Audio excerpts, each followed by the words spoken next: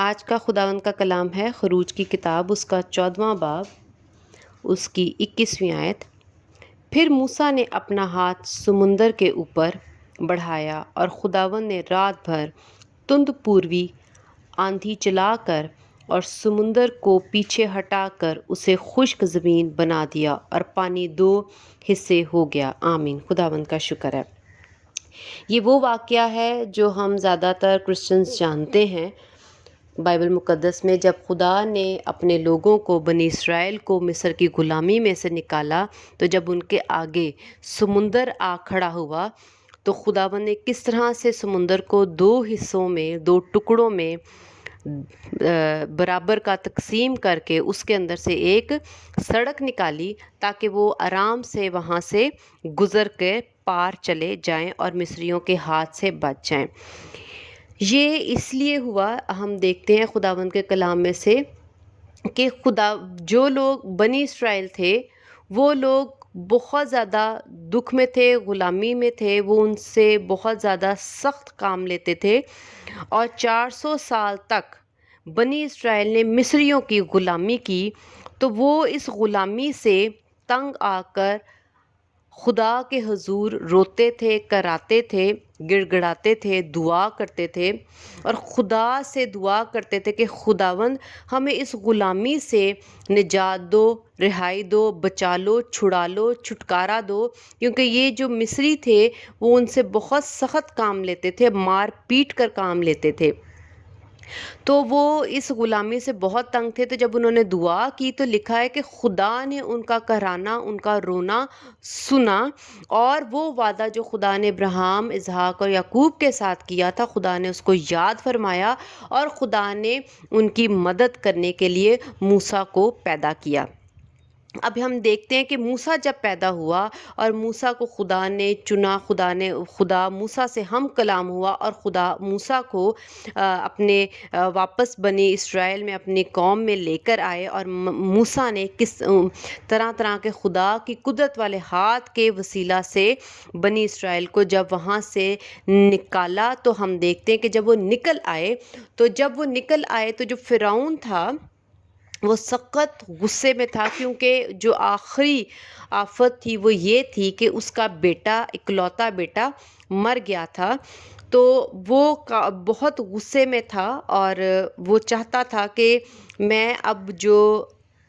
بنی اسرائیل اور موسیٰ ہے، میں ان کو پیچھے جا کر مار دوں، فنا کر دوں، تباہ کر دوں اس قوم کو میں، کیونکہ اس کو بہت غصہ تھا، وہ بدلہ لینا چاہتا تھا اور بہت خون خوار ہوا تھا، اور وہ چاہتا تھا کہ وہ اس کو مار دے اور تباہ کر دے۔ ہم دیکھتے ہیں کہ جب موسیٰ اور بنی اسرائیل اس سمندر تک پیدل روانگی کے ساتھ اپنا سامان لیتے ہوئے جا پہنچے، اور وہاں پہ آگے ایک بہت بڑا سمندر ہے جس کو وہ پار نہیں کر سکتے تھے، اور پیچھے فرعون خود اور فرعون کی جو فوج تھی وہ موجود ہوئی۔ اس وقت جو موسیٰ اور جو بنی اسرائیل تھے وہ ایک جیسے سینڈوچ ہوتا ہے اس میں پھنس گئے تھے، آگے بھی نہیں جا سکتے تھے، اور پیچھے ان کی فوج کا لشکر تھا، فرعون کا، اور فرعون خود بھی تھا، تو وہ اس وقت بھی پھنس گئے تھے۔ کئی دفعہ ہماری زندگی میں ایسے حالات، زندگی میں ایسے کام یا زندگی میں ایسی کوئی بات ہو جاتی ہے کہ ہمیں ایسا لگتا ہے کہ اب ہم پھنس گئے ہیں، ہم نکل نہیں سکتے، آگے بھی نہیں جا سکتے، اور پیچھے بھی ہمارے دشمن جو ہیں وہ ہمیں مارنے کو، پھاڑنے کو، تنگ کرنے کو، برباد کرنے کو موجود ہوئے۔ یہی حالات اس وقت بنی اسرائیل اور موسیٰ پر آ گئے، اور ایک دم سے جب انہوں نے دیکھا کہ آگے کچھ بھی نہیں ہے اور پیچھے فرعون ہے، تو اگر ہم اس حالات میں ہم بھی ہوں تو میں یہی کہوں گی کہ ہم لوگ بھی ایک دم سے پریشان ہوں گے، اور ہمارا ایمان جو ہے وہ کمزور ہوگا، ایمان جاتا رہے گا، اور ہم اس وقت فوراً خداوند یسوع مسیح پر یا خدا پر بھروسہ نہیں کر پا رہے ہوتے، اور ہم ایک دم سے پریشان ہو کے کچھ اور سوچنا شروع ہو جاتے، اور یہ سوچنا شروع ہو جاتے ہیں کہ خدا ہمیں لے تو آئے ہیں، آگے سمندر کھڑا کر دیا، خدا ہم ایسا بھی کہہ دیتے ہیں خدا کو تو چاہیے تھا سمندر کی سائڈ سے ہی نہ جاتے. ہو سکتا ہے بنی اسرائیل کے کچھ لوگوں نے وہاں پر بڑبڑایا بھی ہو کہ خدا جو ہے وہ ہمیں یہاں لے آیا ہے مارنے کے لیے. اگر مارنا ہی تھا تو پہلے مار دیتے، فرعون کی غلامی میں تو ہم تھے ہی. خدا کا ہاتھ اتنا زیادہ دیکھنے کے باوجود وہ خدا پر مکمل بھروسہ نہیں رکھتے تھے اور نہیں کرتے تھے. اور جب وہ وہاں پر کھڑے تھے تو انہوں نے یہ ہرگز نہیں سوچا کہ جو خدا پہلے ہمیں بچاتا رہا ہے وہ آگے بھی بچائے گا. اور وہ وہاں پر کھڑے ہیں اور پیچھے فرعون کی فوج ہے.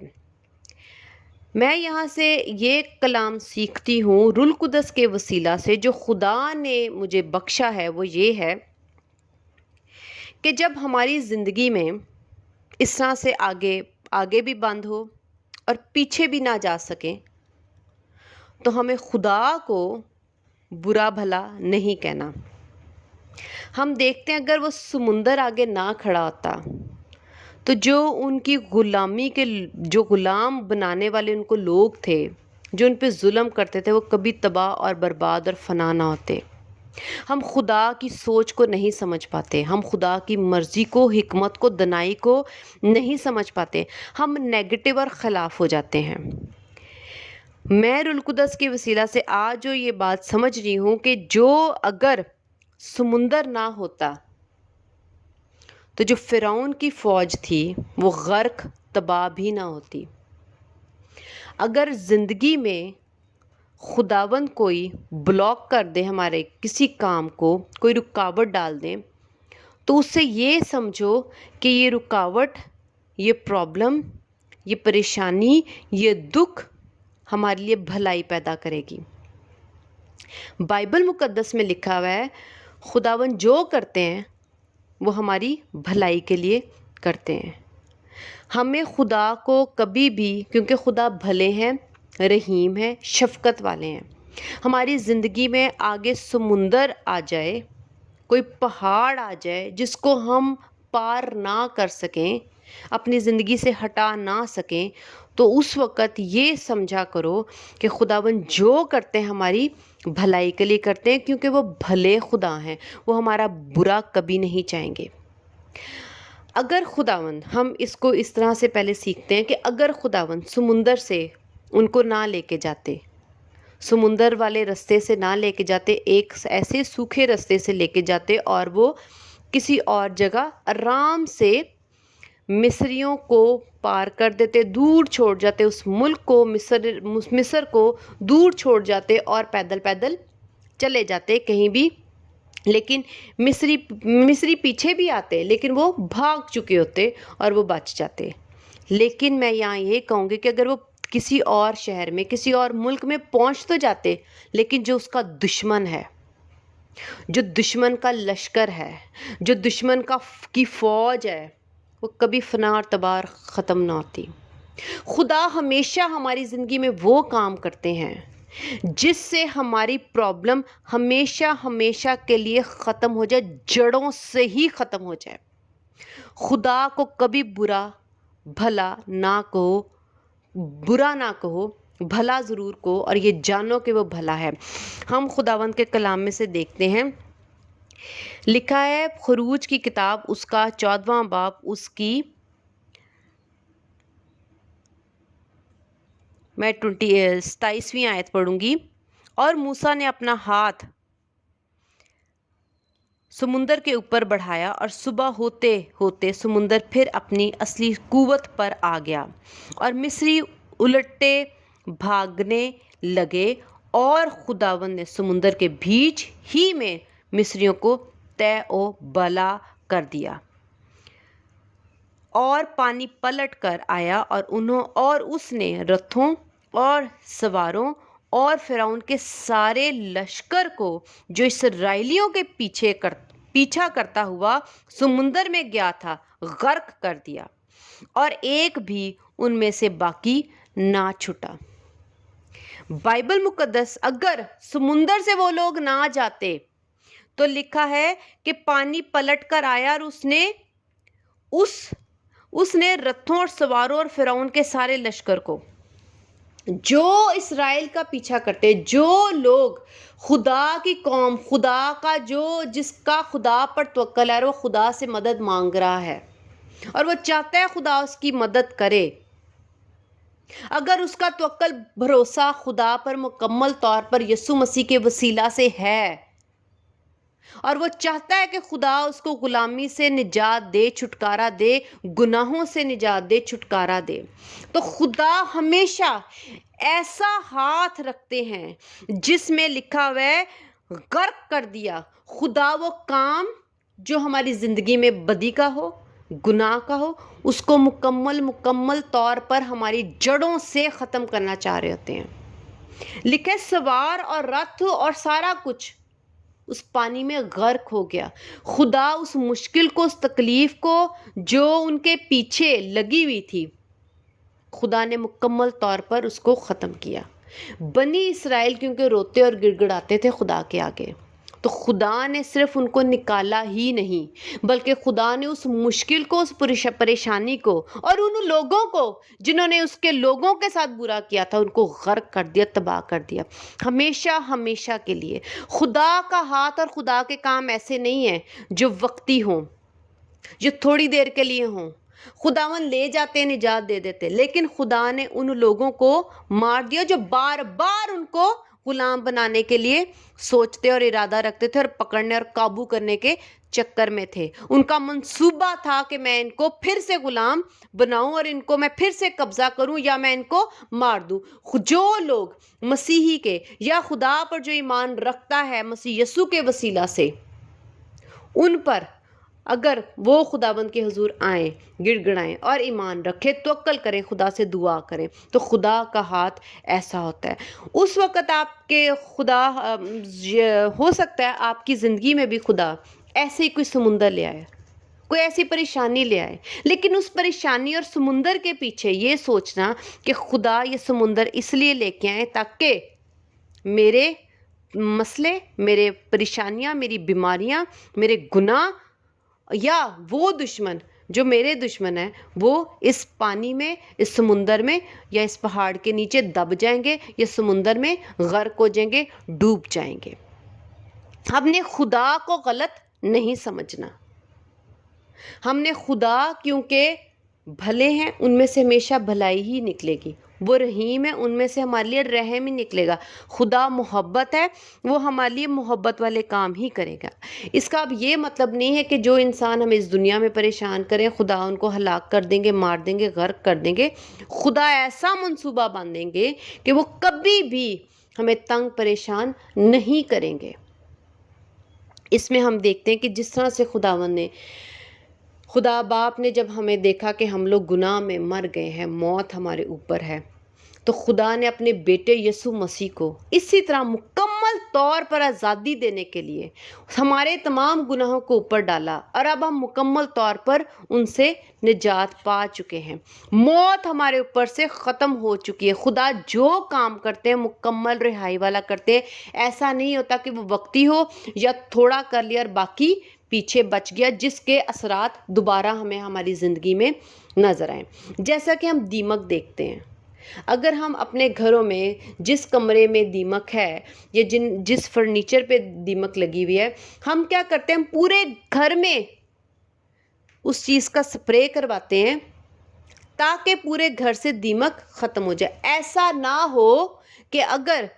ایک دو کیڑا بھی رہ جائے دیمک کا تو ایسا نہ ہو وہ پھر سے بڑھنا شروع ہو جائے اور پھر سے ہمیں نقصان دے۔ اس تو ہم بھی عقل مندی اور سمجھداری سے کیا کرتے ہیں کہ ہم پورے گھر میں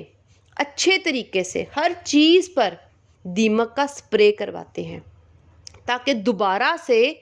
دیمک جو ہے وہ بڑھ نہ جائے اور ہماری چیزوں کو نقصان نہ پہنچائے۔ اسی طرح خدا بھی مکمل طور پر جس کام کو پہ بھی ہاتھ بڑھاتے ہیں اس کا مکمل طور پر علاج کرتے ہیں تا ایسا نہ ہو کہ وہ چیزیں پھر سے ہماری زندگیوں پر غالب آئیں۔ ہم سمندر کے اس سین سے یہ دیکھتے ہیں کہ خدا نے نہ صرف موجزانہ طور پر ان کو سمندر کے دو حصے کر کے ان کو وہاں سے بھیج میں سے گزارا، بلکہ خدا نے وہ جو غصے سے بھرا ہوا تھا اور بنی اسرائیل کو مارنا چاہتا تھا، قتل کرنا چاہتا تھا، خداوند نے اس منصوبے کو اور ان لوگوں کو ہی غرق اور تباہ اور برباد کر دیا۔ ہم خداوند کے اس کلام کو اپنی زندگی میں لیں کہ جب اگر ہماری زندگی میں اگر ہم صرف مسئلے مسائل جو جسمانی ہیں ان کو نہیں، بلکہ ہم روحانی طور پر بھی اس کو سیکھ سکتے ہیں کہ اگر ہماری زندگی سے کوئی کسی قسم کی بدی، جیسے کوئی نشہ، سگریٹ، شراب، زناکاری، حرام کاری، جادوگری، جھوٹ، فریب، دھوکہ، کسی قسم کا بھی شہوت پرستی، کچھ بھی جو خدا کا کلام ہمیں منع کرتا ہے، گالی گلوچ، اگر ہماری زندگی سے نہیں جاتا یا ہم اپنے یہ برے پھل ہماری زندگی سے نہیں جاتے، تو ہم خدا کے اگر گڑ گڑائیں گے، خدا کے آگے دعا کریں گے اور خدا سے کہیں گے کہ خداوند ہماری مدد کریں، تو خداوند ہو سکتا ہے وقتی طور پر آپ کی زندگی میں جو چیزیں آپ کر رہے جو بدی آپ کر رہے ہو اور ان بدیوں کو آپ چھوڑنا چاہتے ہو سکتا ہے بار بار وہی بدیاں آپ کی زندگی میں آئیں، ہو سکتا ہے وہی لوگ آپ کی زندگی میں بار بار آزمانے کے لیے آئیں، تو اس سے یہ جان لو کہ وہ اسی لیے آتے ہیں تاکہ آپ زیادہ مضبوط ہو جائے اور آپ کے اندر سے وہ بدی، وہ برائی، وہ نشہ، وہ گناہ مکمل طور پر آپ کی جڑوں میں سے نکل آئے۔ تو یہ جو آزمائشیں ہوتی ہیں یہ ہمارے ہی بھلے کے لیے ہماری زندگی میں آتی ہیں، کیونکہ بائبل مقدس ہمیں کہتی ہے کہ صبر کو اپنا پورا کام کرنے دو تاکہ تم پورے اور کامل ہو جاؤ۔ صبر تو آپ تبھی کرو گے نا جب آگے مشکل دیکھو گے، اسی میں آپ کو برداشت کرنا پڑتا ہے، اسی میں آپ کو صبر رکھنا پڑتا ہے۔ تو اس کا مطلب ہے کہ یہ چیزیں جو مشکلات ہیں یہ ہماری زندگی میں اس لیے آتی ہیں تاکہ ہم خدا ہماری زندگی میں سے، ہماری روح میں سے، ہماری زندگی کے ارد گرد کے ماحول میں سے ہمیں اور زیادہ مضبوط کرے اور نکھار دے، اور ہماری جو تمام ہمارے اندر جو بدی ہے یا ناراستی ہے کسی قسم کی بھی، کوئی بھی نشہ ہے، وہ خداوند ہماری زندگی سے مکمل طور پر ہماری جڑوں میں سے نکال کر باہر پھینکتا ہے تاکہ پھر سے وہ ہمیں نقصان نہ پہنچائے، جیسا کہ فرعون نے کہہ تو دیا کہ تم لوگ جاؤ لیکن پیچھے پھر آ گیا۔ اسی طرح ہم اپنی زندگی سے کوئی پریشانی، دکھ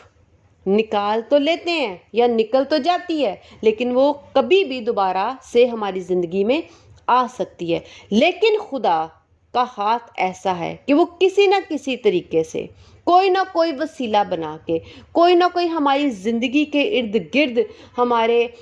کوئی نہ کوئی ایسے حالات پیدا کر دیتے ہیں تاکہ ہمارے اندر سے اور ہمارے ارد گرد جو بھی پریشانی ہے، دکھ ہے جس میں ہم پس رہے ہیں، یا روحانی طور پر یا جسمانی طور پر، تو خداوند ایسے حالات پیدا کر کے ہم جو چیزیں دوبارہ سے ہمارے اوپر حملہ کر سکتی ہیں